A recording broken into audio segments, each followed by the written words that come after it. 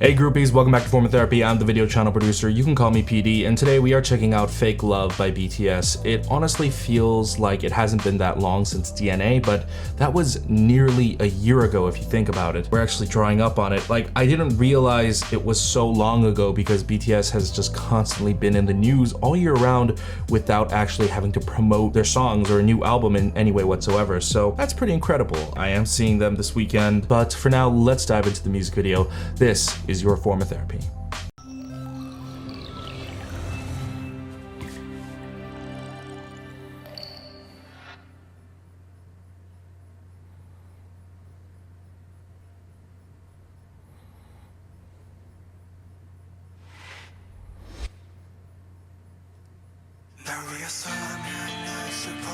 Oh, what is that guitar? Hold on.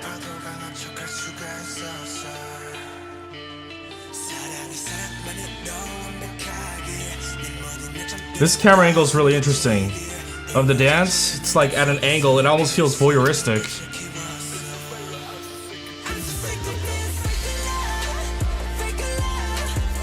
Ooh.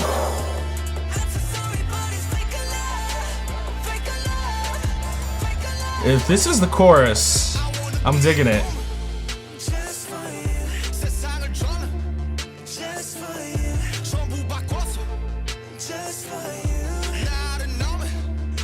I wonder why they're playing with the lights in the shipping container setting.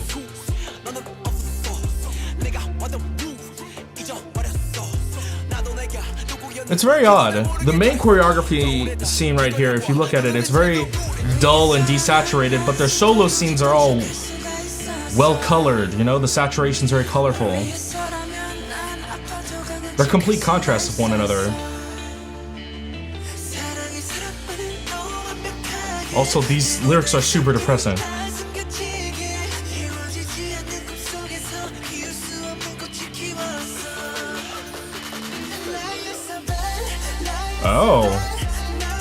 Oh, I like being surprised like this. I thought it would go into the whole fake love chorus. Oh, this pre-chorus is great.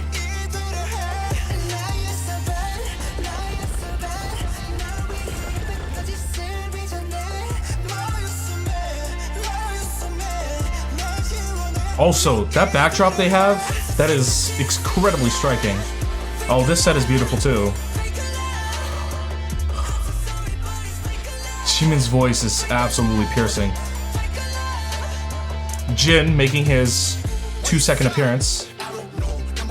Also, the scenery with V where the lights came on, that was beautiful. Suga? Okay. He's been missing throughout this entire music video, I figured.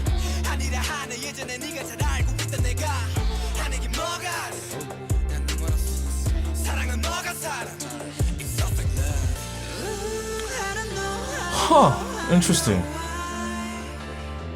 That's a very mesmerizing visual. Oh my god, those synths. Oh my god, those synths in the background. This scenery. Man, it's really worn down, but it's very beautiful.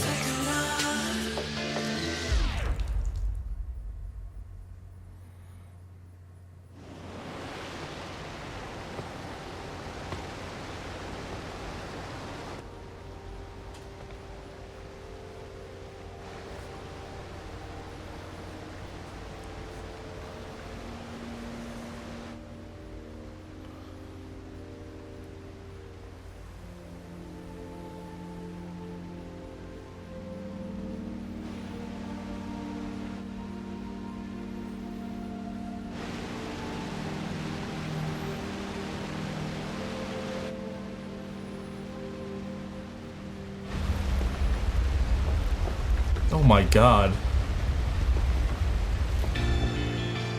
Oh my god, the budget for this is insane.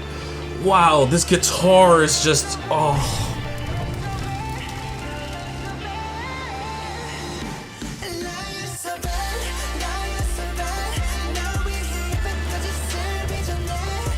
I'm caught between this music video being absolutely mesmerizing and this chorus is so good. Or this pre-chorus.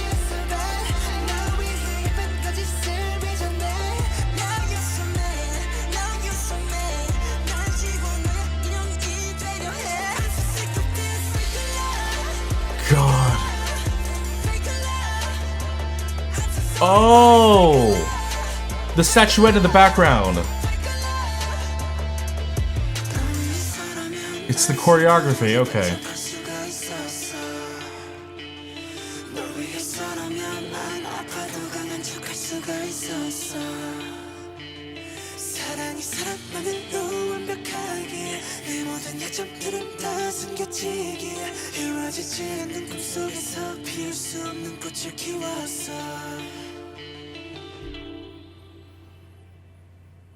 Definitely subverted my expectations. I didn't know what I was expecting going into this. I figured it wouldn't be like DNA. I figured they would want to show a different side of themselves. I didn't think it'd be this. This brought out that little emo kid in me, going through his emo phase in his teen years, which technically may have never ended given that I still wear an ensemble of all black. Even just listening to the instrumental, if you listen to the guitars, the bass, the way it's structured in this song, it harkens back to like very old school alternative rock stuff. I would say like Linkin Park, Breaking Benjamin, Trapped, Evanescence, old school, very emotional rock bands like that. I feel like a lot of this is derived from that. It's crazy. I never honestly thought I would hear a K-pop song use the same outline for an alternative rock emo song. I'm so surprised by the genre they went with. I'm surprised by the direction. People ask me a lot, what's your favorite BTS song? Who's your favorite BTS member? You know, personally, I've always liked Suga the most. I've liked him as an artist,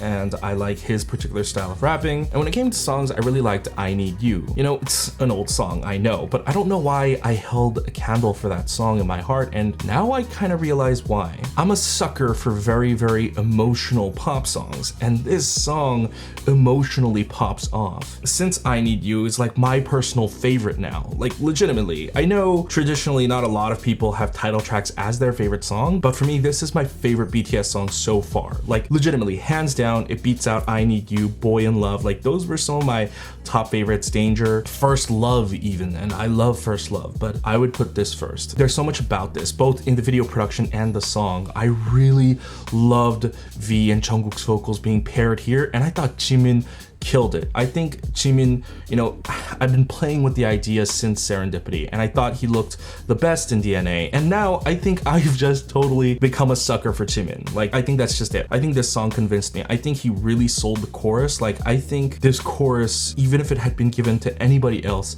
it would not have been the same. I think Jimin, his shrill high tones added such an emotional screeching pain to this song, so I thought that was phenomenal. And on a video production aspect, I'm actually surprised by how different this is compared to DNA. DNA was vibrant, colorful. I mean, so was the song, right? And perhaps the music video is a little bit more dull to reflect the song itself, because this song is more dull in comparison to the hype level energy of DNA. But parts of that wasn't always the case. Looking at this music video, it looked like the main choreography dance scene was what was desaturated and mainly dull, and then the solo member scenes were color graded correctly and it was well saturated. And I wonder why that was the case specifically, if that was completely intentional or if that was just a stylistic choice. And in fact, there were two main choreography dance scenes. There was that one really gray area, and then the second one, which was, they played with the highlights in that one. It kind of was reminiscent of, I felt like, DNA, and it was reminiscent of the color scheme they went for in the Love Yourself era, that sort of rainbow spectrum on white. And I wonder if that was actually a callback to that. And speaking of callbacks, there were other clear callbacks here, because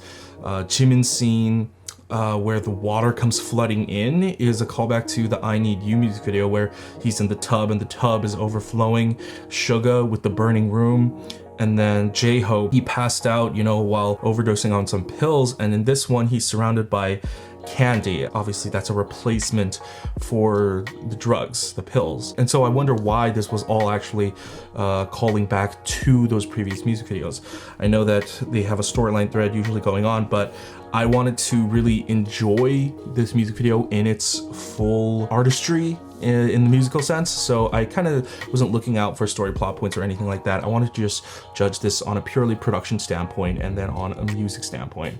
And production standpoint, I really liked the background sculpture they had. You know, that statue thing they had going on, it was so beautiful. It made it feel a lot classier. And I realized really late into the music video that the statue was actually the choreography. You see the hands, there's one going like this, and then there's ones going like this. And it's representative of the hear no evil, see no evil, speak no evil. So interesting to see that thread continuing to go on. And I thought that was a very haunting image. And I thought it fit well with this music video. And I just thought overall, this was well executed. And you know, I've been following BTS since pretty much the start. And you know, I'll admit, I'm not an ARMY. I'm an appreciator of their music. I like their music very, very much. I've listened to probably most of their discography. I will say, I have never been more genuinely, like, fervently just like, because even the Love Yourself album, I loved it. It was great. I thought it was fun, but I wasn't passionate about it, you know?